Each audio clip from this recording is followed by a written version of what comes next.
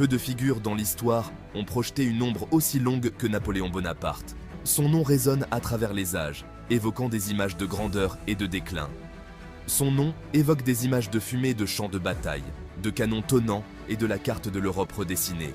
Chaque bataille qu'il a menée, chaque territoire qu'il a conquis, a laissé une empreinte indélébile sur l'histoire.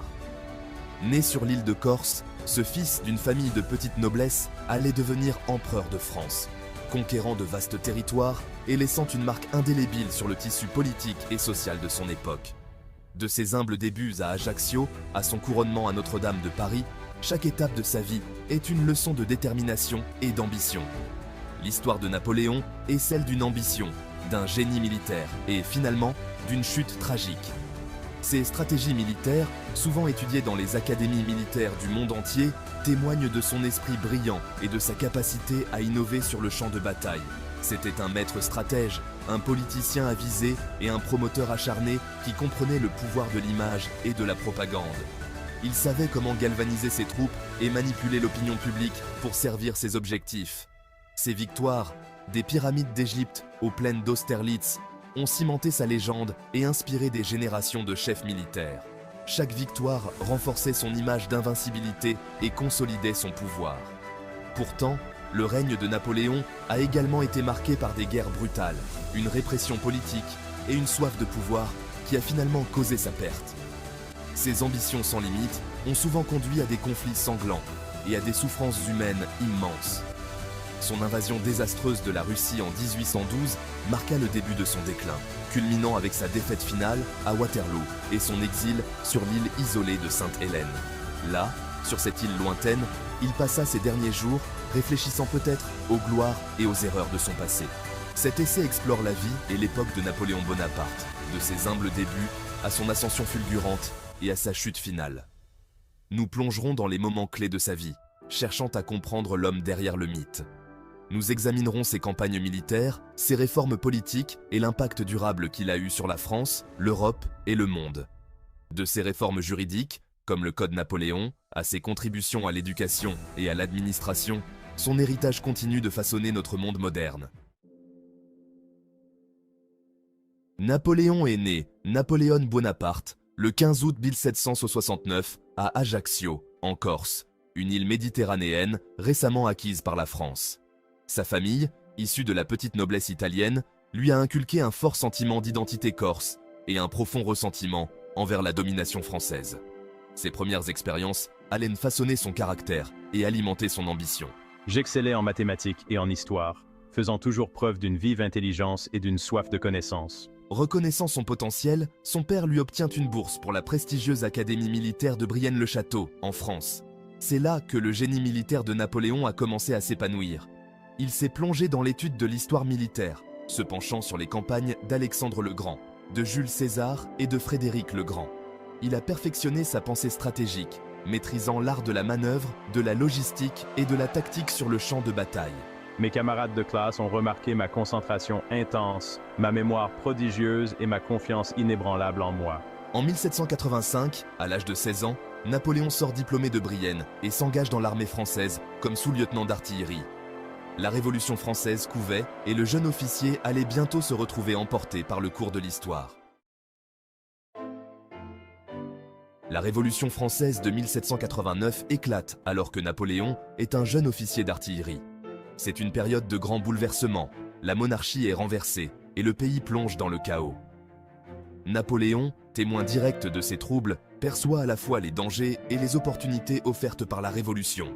Il a su naviguer habilement dans le paysage politique périlleux, s'alliant aux Jacobins, une faction républicaine radicale. Ses compétences militaires ont rapidement attiré l'attention du gouvernement révolutionnaire et on lui a confié des commandements de plus en plus importants. En 1796, à l'âge de 26 ans, Napoléon est nommé commandant de l'armée française en Italie. Cette campagne allait faire de lui ce qu'il est, démontrant son génie militaire et le catapultant sur le devant de la scène nationale. La campagne d'Italie de Napoléon est un triomphe d'audace et de génie stratégique. Il a déjoué et vaincu des armées autrichiennes plus importantes, remportant une série de victoires qui ont stupéfié l'Europe et ont fait de lui un héros en France. De retour en France en 1797, Napoléon est salué en héros conquérant. Il profite de sa popularité pour prendre le pouvoir lors d'un coup d'État en 1799, s'imposant comme premier consul de France. La Révolution avait créé un vide du pouvoir et Napoléon, avec son ambition et son prestige militaire, était parfaitement placé pour le combler. Section 4. Un triomphe de la volonté. La campagne d'Italie est la naissance d'une légende. La campagne d'Italie de Napoléon, de 1796 à 1797, a été un moment charnière dans son ascension au pouvoir. C'est ici que Napoléon a commencé à se forger une réputation de stratège militaire hors pair, un homme capable de transformer des batailles désespérées en victoires éclatantes. C'est là qu'il a perfectionné ses compétences de commandant militaire, faisant preuve de son génie stratégique, de son sens tactique et de sa capacité à inspirer ses troupes. Chaque décision, chaque mouvement sur le champ de bataille était calculé avec une précision presque mathématique. La campagne d'Italie a été un témoignage de la compréhension par Napoléon de l'art de la guerre et du pouvoir de la propagande. Il savait que pour gagner, il ne suffisait pas seulement de vaincre l'ennemi sur le champ de bataille, mais aussi de gagner les cœurs et les esprits de ses propres hommes et du peuple. Il a affronté un adversaire redoutable en la personne de l'armée autrichienne qui était plus nombreuse, mieux équipée et soutenue par plusieurs États italiens. Malgré ces défis, Napoléon a su tirer parti de chaque faiblesse de l'ennemi, transformant chaque obstacle en opportunité. Cependant, Napoléon avait soigneusement étudié le terrain et conçu un plan d'attaque audacieux. Il passait des heures à analyser des cartes, à comprendre les moindres détails du paysage et à anticiper les mouvements de l'ennemi. Il a eu recours à des marches rapides, à des manœuvres de flanc et à concentrer ses forces sur des points décisifs pour submerger l'ennemi. Ces tactiques innovantes ont souvent pris l'ennemi par surprise, leur laissant peu de temps pour réagir. L'un des facteurs clés du succès de Napoléon a été sa capacité à motiver et à inspirer ses soldats. Il savait que pour mener ses hommes à la victoire, il devait gagner leur loyauté et leur dévouement total. Il a fait appel à leur patriotisme, leur promettant gloire et richesse.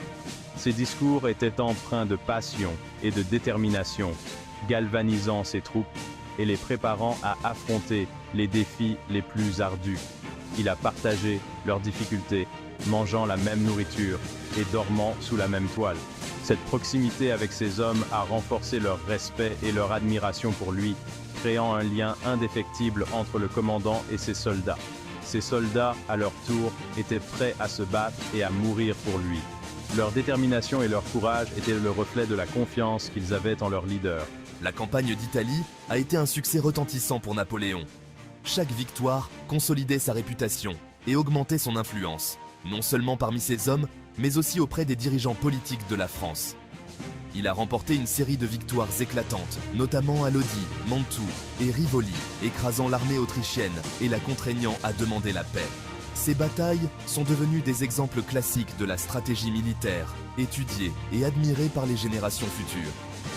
Il est rentré à Paris en héros conquérant, son nom sur toutes les lèvres. La campagne d'Italie n'était pas seulement une série de victoires militaires, mais aussi le début de la légende de Napoléon, un homme qui allait changer le cours de l'histoire. Section 5. L'art de la guerre. Austerlitz, le chef-d'œuvre de Napoléon. Cette bataille est souvent citée comme l'exemple parfait de la stratégie militaire et de la tactique de Napoléon. La bataille d'Austerlitz, qui s'est déroulée le 2 décembre 1805, est largement considérée comme la plus grande victoire militaire de Napoléon. Ce jour-là, Napoléon a démontré son génie militaire en orchestrant une victoire décisive contre des forces supérieures en nombre. Elle a été le témoignage de son génie stratégique, de sa brillante tactique et de sa capacité à anticiper et à exploiter les faiblesses de ses ennemis. Napoléon a utilisé des manœuvres complexes et une planification minutieuse pour déjouer ses adversaires. Austerlitz a cimenté la réputation de Napoléon en tant que génie militaire et a envoyé des ondes de choc à travers l'Europe.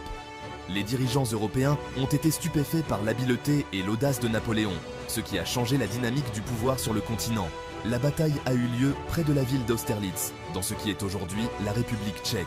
Ce lieu est devenu un symbole de la maîtrise militaire de Napoléon et attire encore aujourd'hui de nombreux historiens et passionnés.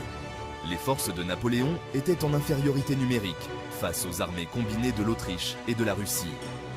Malgré cela, Napoléon a su galvaniser ses troupes et les préparer à une bataille qui allait entrer dans l'histoire. Cependant, il avait soigneusement choisi le champ de bataille et tendu un piège à ses ennemis.